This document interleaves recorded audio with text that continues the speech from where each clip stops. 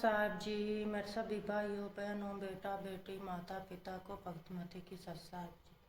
तो आज हम सुनेंगे संत रामपाल जी महाराज की सत्संग में गुरु जी हमें बताते हैं कि कबीर परमात्मा ने कैसे हमारे लिए ये सतनाम और सारनाम का मंत्र छुपा के रखा और गरीबदास को भी कहा कि ये मंत्र किसी को नहीं देना है। जब 5505 वर्ष बीत जाएंगे तो मैं अपने दास को धरती पर भेजूंगा और वही ये मंत्र अपने भक्तों को देंगे और उनका कल्याण करेंगे, मोक्ष की प्राप्ति करवाएंगे। तो सुनते हैं संत रामपाल जी महाराज की सत्संग। सभी भाई बहन बेटा बेटी माता पिता मिलजुल कर सत साहेब जी। करना चाह रहा है आपको, दास ये सिद्ध करना चाह रहा है कि ये ऐसी अनमोल जड़ी, ऐसा अनमोल ज्ञान और ऐसे ये कारगर मंत्र परमात्मा ने छुपा कर रखे थे आपके लिए।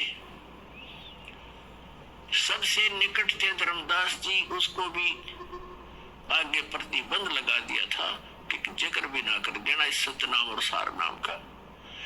जिन भी महापुरुषों को परमात्मा मिले उन सबको मंत्र दिए, लेकिन उनको आगे प्रतिबंध लगा दिया। और वो पक्के दृढ़ भगत थे, जो गुरु जी ने कह दिया फाइनल है, संसार कहीं जाओ, जो गुरु जी का आदेश है वो सिरोधार्य है, सारा संसार एक तरफ और वचन गुरु का एक तरफ। वो ऐसे महापुरुष थे, तभी तो उनको सचखंड दे गए, वापस ले आए और फिर उनको साथ रहे और भक्ति करो बच्चा, तुम्हें सर्व सुख भी दूंगा, सतलोक ले चलूंगा। तो इसी प्रकार आदरणीय नानक साहिब जी को भगवान मिले थे बेई नदी पे और सचखंड लेकर गए, सारा कुछ दिखाकर वापस छोड़ा कि सतनाम से मोक्ष होगा। मैं काशी बनारस में धानक का काम करता हूँ, जुलाई का वहां आ जाना। अब ये इस बात का विश्वास नानक साहब का नहीं हुआ कि भगवान और धानक का काम करे, तो वापस छोड़ दिया। तो सतनाम बिना मोक्ष नहीं। और सतनाम मिले कहा? परमात्मा कह रहे मैं खुद वहां बनारस के अंदर हूं। तो सब लीला की, जब वहां जाकर देखे तो उनको मिला बनारस में बैठे परमात्मा, वही रूप जो सचखंड में देखा था। तब नानक साहिब जी ने कहा था भाई सूरत मुल्क की वेश ए ठगवाड़ा ठगी देश खरासियाना बोता बार, ये धानक रूप रहा करता। तो कहने का दास का भाव ये है कि तो नानक साहिब जी ने भी किसी भी सिख को ये 2 अक्षर का मंत्र जाप करने को नहीं दिया। सारनाम की तो बात छोड़ो, वो तो बहुत दूर की बात है, और स्वयं जाप करते थे। इसका प्रमाण है भाई बाला वाली जन्म साखी समुद्र की साखी में कि नानक साहिब जी 2 अक्षर का नाम जाप करा करते। इसमें एक ओम है, एक गुप्त है। वो सही जाप करते थे। ये दास बार बार सार्वजनिक नहीं कर सकता उस मंत्र को। जिनको सतनाम प्राप्त है उनको मालूम है वो सतनाम कौन सा है। तो कहने का भाव ये है कि नानक साहिब जी को बना कर रखा था कि जिक्र नहीं करना। ऐसा झटका दे दिया मर्दाने को, सारा सिख समाज उससे इतना भयभीत हो गया कि इस मंत्र का जाप नहीं करना, जिक्र भी नहीं करना। कारण क्या था? धर्मदास मेरी लाख दुहाई, ये सार शब्द कई बार न जाई, सार शब्द बाहर जो पढ़ी, ये बिजली पीडी हंस नहीं तरही। अगर ये सार शब्द बाहर जाएगा तो मेरे बच्चे बिजली पीडी वाले हंस पार नहीं होंगे। तो पुण्यात्माओं, ये सारा खाड़ा आपके लिए हो रहा था। धन है आपके माता पिता जिनसे जन्म हुआ, ऐसे प्राइम टाइम में आपका मनुष्य जीवन स्त्री और पुरुष का है। और सबसे पुण्यात्मा जो सतलोकाश्रम बरवाला तक पहुंच रहे हैं, किसी भी मीडिया से, चाहे कोई किताब पढ़ के, कोई सीडी सुन के, क्या किया किसी बहन भाई से प्रेरित होकर के, चाहे कोई ये देखने भी आ जाता है कि देखता हूं पहली बार वहां क्या है। ऐसे बहुत से भगत परमात्मा की हंस इसी प्रेरणा से आए कि देख लेंगे, चल देखते हैं तुम्हारे गुरु जी का आश्रम देख के आते हैं। जब ज्ञान सुनते हैं, सबको भूख है भगवान की, सबको चाह उस परम पिता की ये भूल पड़ी हुई है संसार के, आत्मा जाग जाती है और नाम लेकर जाते हैं। सौभाग्य जिनका जो अच्छी किस्मत वाले होते हैं तो यहाँ से नाम लेकर ही जाते। तो यहाँ आना, ये दीक्षा प्राप्त करना और ये सभी मंत्र प्राप्त करना, तो ये छोटी बात नहीं है। आप आम आत्मा नहीं हो, आप परमात्मा की लाडली आत्मा हो और धन्य है उन माता पिता से जिनसे तुम्हारा जन्म हुआ। तो पुण्यात्माओं, आप हो बच्चे, आप हो हीरे और मोती उस परम पिता के। कबीर साहब कहते हैं, गोता मारू स्वर्ग में अर्जा बैठू पाताल। गरीबदास जी कह रहे हैं, कबीर साहब ने बताया कि गरीबदास खोजत फिरो, ढूंढत फिरो अपने हीरे मोती लाल। आप वो हीरे मोती लाल हो क्योंकि आप चाहे हीरा मोती लाल कीचड़ में भी पड़ा है, रेत में पड़ा है, जोरी की नजर पड़ी उसने उसी समय उठावेगा और अंदर गाल लेगा, फिर चढ़ा लीजिए कोई देख ना ले। तो आप वो लाल हो, दास ने आपको पहचान लिया और आप अपनी परमात्मा की पहचान करा दी। और आप यहाँ आम आत्मा नहीं आ सकती, उस परमेश्वर के विशेष आत्माएं हैं जो सबसे पहले आएंगी।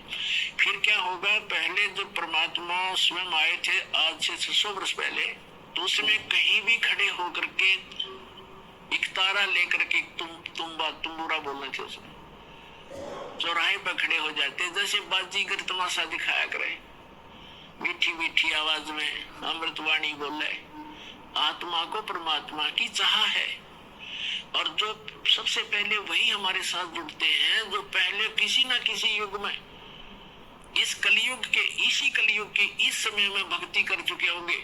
अब जो भक्ति कर रहे हैं अब अरबों खरबों की संख्या में पार हो जाएंगे और कुछ ऐसे होंगे कि वो कुछ फिसल भी जाएंगे, अरबों खरबों फिसल भी जाएंगे। ये ऐसा समय आएगा। तो उस समय वो जो फिसले हुए हैं वो फिर कोई संस्कार, उसको इटली में, कोई इराक में, कोई ईरान में, कोई हिंदुस्तान में, फिर काल पटकेगा। पहले तो ऊपर रखेगा इनको, क्योंकि आप वो अनमोल मंत्र जाप कर रहे हो जिनकी गजब की कीमत है। एक श्वास, एक सतनाम की कितनी कीमत बताई है जो जिसको प्राप्त हो गई। गरीबदास साहिब जी परमात्मा से प्राप्त ज्ञान को कैसे बता रहे हैं। सतनाम पालड़ रंग होरी हो, 14 लोक चढ़ावे राम रंग होरी हो, 3 लोक पास अंग धरे रंग होरी हो, तो ना तुलाया राम रंग होरी हो। एक तखड़ी के एक पलड़े में सतनाम की 2 अक्षर के मंत्र का विधिवत साध मंत्र जाप करके गुरु जी से लेकर दास से, अधिकारी से, और एक श्वास के सिमरन की कितनी वैल्यू है, कितना वजन है, उसकी ताकत कितनी है कि एक तराजू के पलड़े में एक सतनाम की कीमत रख दो, इतना वजन है उसको, इतना वजन होगा। और 14 दूसरे पलड़े में 14 लोग चढ़ावे, विष्णु का लोक, शिव का लोक, ब्रह्मा जी का लोक, दुर्गा जी का लोक, और ये सब खेड़े द्वीप और ये तलो तलिए जितने 14 लोग चढ़ावे। और 3 लोक पासिंग धरे, 3 लोक यानी पृथ्वी और स्वर्ग और पाताल लोक। पासिंग क्या होती है थोड़ा समझा दूं, या हरियाणा की भाषा में गरीबदास साहिब जी ने ये अनमोल ज्ञान बोला है। पासिंग क्या होती है, दास का जन्म एक किसान परिवार में हुआ। हमारे घर पर ये व्यापारी लोग गेहूं, चना, बाजरा मोल लेने आते थे, तो वो देसी तखड़ियां होती थी, पहले हाथ से पकड़ कर तोला करते थे, उस ऐसे लटक जा, उसको ऊपर पकड़ने का एक रस्सी सी बांध रखी होती थी सेंटर में, दोनों तरफ पलड़े लटक रहे होते थे। तो हमारे पिताजी कहते थे, भाई सौदागर यानी लाला जी, तेरी तखड़ी चेक करा, इसमें पासिंग ना हो, पासिंग माने एरर। तो जो भी जो पलड़ा नीचे को होता था दूसरा ऊंचे को होता था, तो ऊंचे वाले में कुछ उसी कणक को उठाकर, जैसे 50 मन गेहूं तोलने हैं तो गेहूं की एक मुट्ठी भर के दूसरे पलड़े में डाल दी जाती थी ताकि उनका बैलेंस हो जाए, एररलेस ताकड़ी हो जाए तराजू। उसको पासिंग कहा करते थे। उसी कणक में तो उठा के एक मुट्ठी और तराजू के एक पलड़े में डाल ली, बस वो तो पासिंग है उसका, वो तो सौदे में है ही नहीं। सौदा से तो उससे अलग है, वो 50 मन गेहूं लेने उसने। तो यहाँ गरीबदास साहब जी कहते हैं, सत्य नाम एक पालड़े रंग होरी हो, और दूसरे में 14 लोग चढ़ावे राम रंग होरी हो। इनकी कीमत 14 लोग की कीमत एक तरफ रख दे, और ये पृथ्वी लोग एक एक उलाटों पर मुरे कटके। कहते 3 लोग तो पासिंग दर दे, पृथ्वी लोग, स्वर्ग लोग और पाताल लोग। तो एक सतनाम की कीमत है, तो ना तुले तुलाया राम रंग होरी हो। ये राम, ये नाम ऐसी खुशी देगा आपको। तो इस सतनाम की एक कीमत, एक सांस भी आपने ले लिया, कितनी कीमत बढ़ेगी। आप कितने जाप करते हो, कितना धन भक्ति का आप बैंक बैलेंस बना रहे हो, ये बैंक बैलेंस आपको पार करेगा, और यहाँ का नकली बैंक बैलेंस आपको यहीं पर उठा के मार देगा। तो परमात्मा कहते हैं अपना इस मार्ग को ग्रहण करो। तो जो दास बताना चाह रहा था कि सबसे पहले अब वो पुण्यात्मा आएंगी जो पीछे बिछड़ गए थे पिछले कलयुग में, चतुर्युग जो आते हैं, और उनमें फिर कोई ऐसा कलयुग में ये दाव लगता है। तो उनको अब जैसे किसी ने 2 वर्ष नाम लिया, किसी ने 4 वर्ष लिया, किसी ने 10 वर्ष लिया, और वो फिर नाम छोड़ गया, क्योंकि जो गिरेगा वही रहेगा, वही जो यहाँ से दूर हो जाएगा। अब क्या बताते हैं, सतगुरु विमुखा युग युग रोवे, और मानुष जन्म पाके खोए। सतगुरु का नाम ले लिया सच्चे गुरु से, और फिर उससे विमुख हो गया, छोड़ गया, किसी भी अपनी गलती से या कोई उसमें दोष आ गया, कोई पाप कर्म बढ़ गया, तो कहते सतगुरु विमुखा युग युग रोवे, और मानुष जन्म पाके खोए।